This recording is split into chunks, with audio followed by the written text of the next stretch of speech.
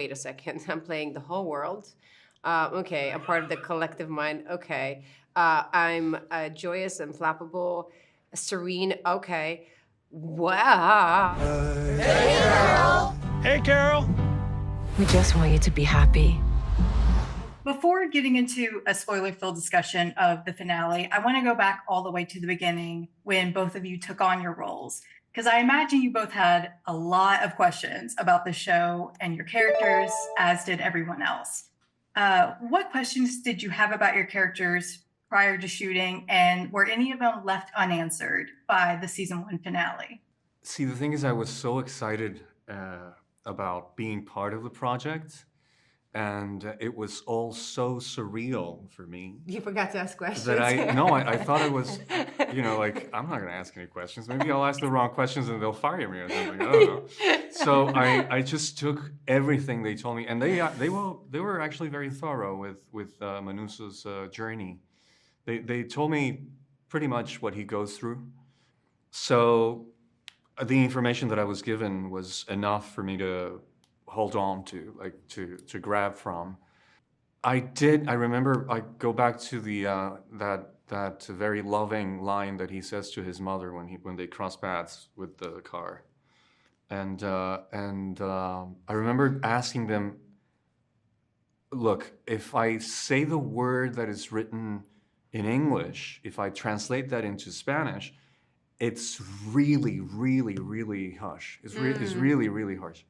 And it also has like a sexual connotation. Is this the relationship that he has with his mother?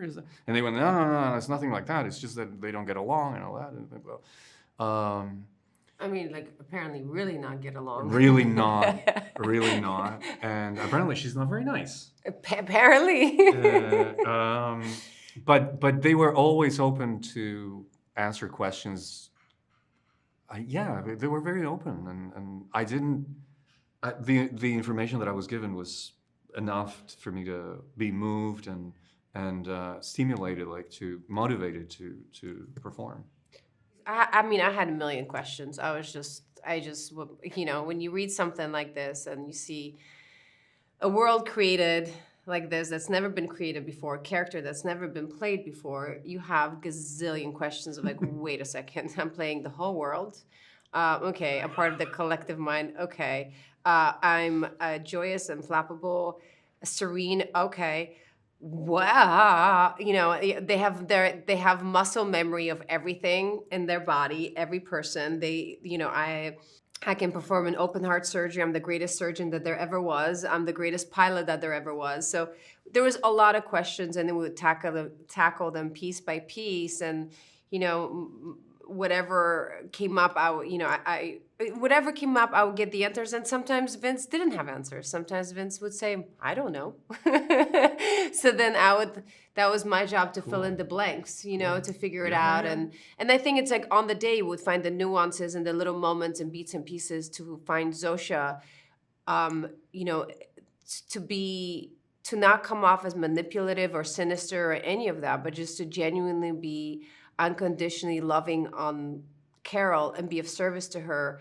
So one day she can join us. And that was it. And sometimes, Vince would say, "Hey, you look like you have a secret," or "Hey, you look like you have this," and you go, "Really? Because I don't feel that way. I feel really serene and happy. What's going?" And you just had to trust, be like, "Yeah, so let's find another way in. So let's see what's missing that we can tell the story that needs to be told." But there was a lot of rehearsals for certain things that went into it to look like I've done it millions of times before without even thinking about it. So it was fun. It was a lot of fun. Yeah. I mean, I still have millions of questions. We have conversations about this new world all the time. And we have some of those arguments about, certain things that it's just the best. And that's what I love the show. Oh, yeah. It's all the debates that you can have about what is the show about and what it means, innocence. Yeah, but they were always open innocence, to wisdom, all of it. Like, it's great. Yeah. Yeah, all the theorizing and all the debates are probably the most fun of the show. Absolutely. Watching the show and then going online and seeing what people are talking about. And I'm sure people are going to be talking after the finale So jumping into that, yeah. one of the big reveals is that Zosia has, well, I guess the whole hive mind, I keep referring to her as just she, Zosia. They've been using Carol's frozen eggs to try to convert her to the hive mind, which is so cruel. And so I mean, is it? Is it now? Manousos says yes. I know you guys. That's what you guys think, but you guys haven't experienced what we're experiencing. So maybe, you know. It's for the But good. that's the beautiful thing, right? That's the conversation that, again, it starts a conversation of like, is that mean? Is that cruel? One can say, yeah, that's so awful that they're doing that to her. And then on the other hand, the collective have a biological imperative to share this gift that they're experiencing. And to them, they're saying, well, we know what it's like to be you. You don't know what it's like to be us. And what we're experiencing is really worth experiencing. So we know best. We know what's best for you. And yeah, within that, another perspective is like, oh my God, there could be evil. They're evil and they're actually forcing this thing on people. I mean, nobody got asked. It feels intentionally deceptive. It feels It's like a behind loophole. her back. Yes. you guys. It's behind her back. However, it doesn't break their rules. Here It's a goes technicality. Manousos. Here goes Manousos. No. I'm actually on your I know. side on this one. It doesn't break their rules. It does. But it is going behind her back on something.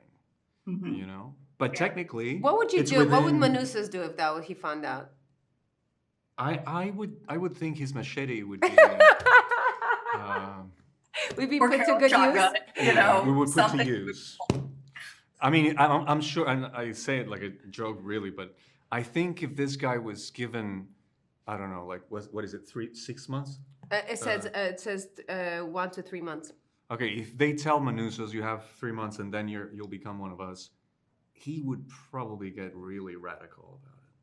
He would probably go to some guns shop or something and start just blowing people away because he's not gonna be turned.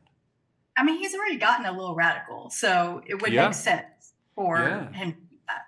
Yeah, I mean, Yeah. if he's given a deadline, I mean, I don't think he's gonna be turned peacefully, and he's not gonna give in that easy. You know? So do you think when you see the atom bomb, are you like, yes? Actually, no. Actually, I think when he's faced with the atom bomb, it's the first time that I saw when I read it on the script.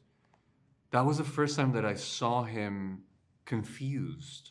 Like, I have all this drive. I'm driven to do stuff, to pursue this thing. And it was the first time that I saw him like, okay, I don't really know what to do with this. What are we going to do with this? Because also you don't have the information that she knows. And I think Right. I'm sure if she would be like, if Carol tells you like, hey, this is what just happened to me, you would have been like, oh, let's go. Yeah. Because Yeah. you are in the dark about the information. I that like the she- box. I like the atom bomb. Yeah.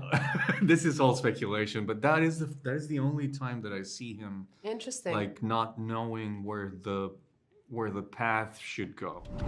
Can I ask a question? Certainly. What would you like to know? How do I reverse all this?